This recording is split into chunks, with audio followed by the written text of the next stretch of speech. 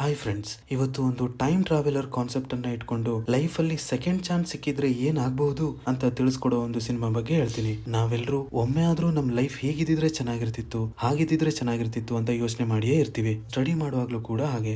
ನಾವು 9th ಅಲ್ಲಿ ಇದ್ದಾಗ 8th ಸ್ಟ್ಯಾಂಡರ್ಡ್ ಸಿಲೆಬಸ್ ತುಂಬಾ ಈಸಿ ಇತ್ತು ಅಂತ ಅನಿಸ್ತಾ ಇರುತ್ತೆ. ಆದ್ರೆ 9th ಸ್ಟ್ಯಾಂಡರ್ಡ್ ನಮ್ಗೆ ತುಂಬಾ ಕಷ್ಟ ಅನಿಸ್ತಾ ಇರುತ್ತೆ. ಇದು ಈಸಿ ಅನ್ಸೋದು ನಾವು 10th ಹೋದ್ಮೇಲೆನೆ. ಹಾಗೆ ಲೈಫ್ ಅಲ್ಲೂ ಕೂಡ ತುಂಬಾ ಸಲ ಅಂದ್ಕೊಂಡಿರ್ತೀವಿ, ಟೈಮ್ ಟ್ರಾವೆಲ್ ಆಗಿ ಒಂದು 5-10 ವರ್ಷ ಹಿಂದಕ್ಕೆ ಹೋಗ್ಬಿಟ್ರೆ ಇನ್ನು ಚೆನ್ನಾಗಿ ಬದುಕಬಹುದಿತ್ತಲ್ವಾ. ಈಗ ನಮ್ಗೆ ಏನ್ ಸಾಧಿಸ್ಲಿಕ್ಕೆ ಆಗಿಲ್ವೋ ಅಥವಾ ನಾವು ಆಸೆ ಪಟ್ಟಿದ್ ಏನ್ ನಮ್ಗೆ ಸಿಕ್ಕಿಲ್ವೋ ಅವಾಗ್ಲಾದ್ರೂ ಅದನ್ನ ಪಡ್ಕೊಳ್ಬಹುದಿತ್ತಲ್ವಾ ಅಂತ.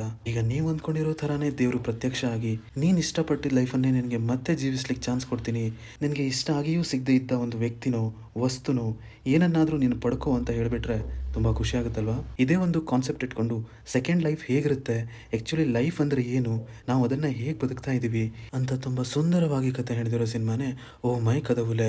ಒಂದು ಡಿಫ್ರೆಂಟ್ ಆದ ಕಾನ್ಸೆಪ್ಟ್ ಅಲ್ಲಿ ಲೈಫ್ನ ಅರಿವನ್ನು ಮೂಡಿಸ್ಲಿಕ್ಕೆ ಮಾಡಿರೋ ಪ್ರಯತ್ನ ಅಂತ ಹೇಳ್ಬೋದು. Cinema Amazon prime, G5 and YouTube ಅಲ್ಲೂ ಕೂಡ ಅವೈಲೇಬಲ್ ಇದೆ. ನಿಮಗೆ ಟೆಲಿಗ್ರಾಮ್ ಲಿಂಕ್ ಬೇಕು ಅಂದ್ರೆ ಕಾಮೆಂಟ್ ಮಾಡಿ. ಮುಂದಿನ ವಿಡಿಯೋದಲ್ಲಿ ಇನ್ನೊಂದು ಸೂಪರ್ ಹಿಟ್ ಫಿಲ್ಮ್ ಬಗ್ಗೆ ಹೇಳ್ತೀನಿ. Please subscribe.